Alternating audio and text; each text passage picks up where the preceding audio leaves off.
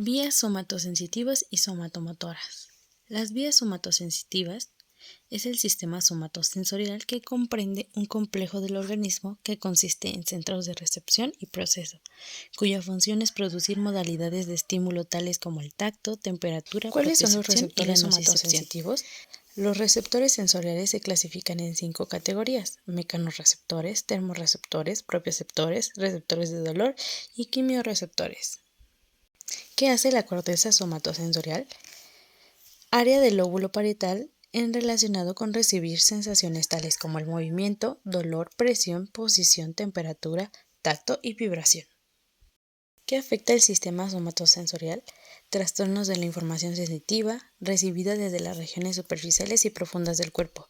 El sistema somatosensorial transmite los impulsos neuronales que permanecen a la propiocepción, sensación táctil, térmica, depresión y dolor. ¿Quién regula la función somatosensorial? Los hemisferios cerebrales. Son el sitio donde se originan las vías motoras y donde terminan las vías somatosensoriales. El hemisferio cerebral izquierdo controla las funciones motoras del lado derecho del cuerpo y el hemisferio cerebral derecho las del lado izquierdo del cuerpo. Los tractos sensoriales son los tractos anterolaterales o espinotalámicos y las vías de la columna dorsal o posterior llevan aferencias sensoriales desde la médula espinal hacia el cerebro por medio del tallo encefálico. Las vías motoras somáticas se inician en las áreas motoras de la corteza cerebral. Neuronas de proyección en esta corteza existen axones que descienden por el tronco cerebral hasta alcanzar a la médula espinal.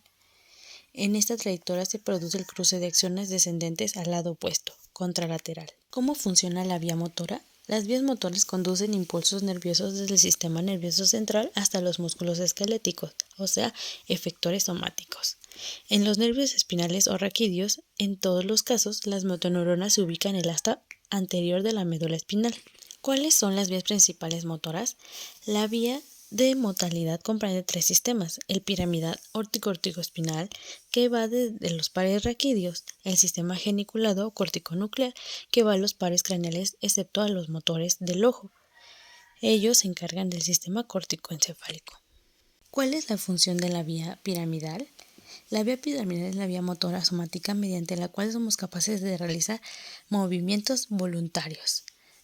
La vía piramidal se divide en corticoespinal y corticovulvar. La corticovulvar es la encargada del control de los músculos de los miembros y el tronco, control de los movimientos voluntarios, en especial de las partes distales de los miembros. Esta a su vez se va a dividir en la corticoespinal lateral y corticoespinal anterior. También se divide en la corticovulvar. La corticovulvar coordina los movimientos voluntarios y precisos.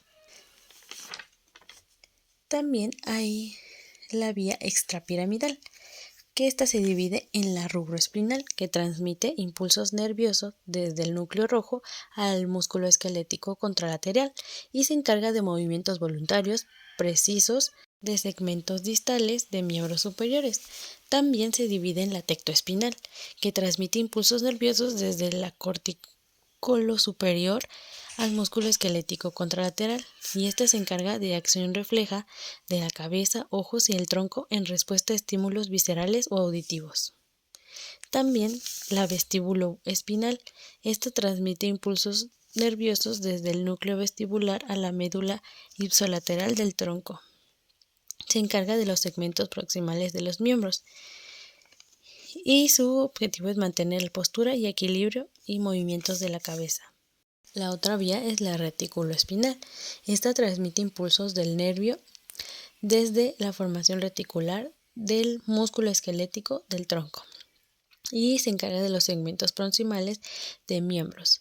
Se encarga de mantener postura y regular el tono muscular en respuesta a los movimientos del cuerpo.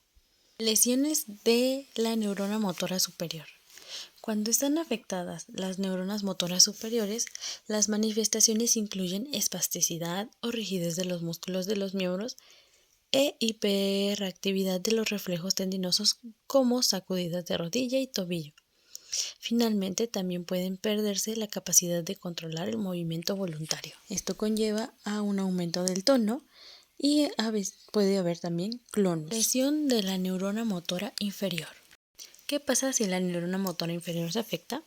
Bueno, las lesiones de la motoneurona inferior afectan las fibras nerviosas que viajan desde el asta anterior de la médula espinal hasta el músculo periférico. Estas lesiones se presentan clínicamente con debilidad muscular, atrofia e hiporreflexia con sensibilidad intacta. Aquí también podemos observar un Daniels de 0, ya que no se lleva a cabo la contracción muscular y por lo tanto no llega el estímulo al efector, que sería el músculo.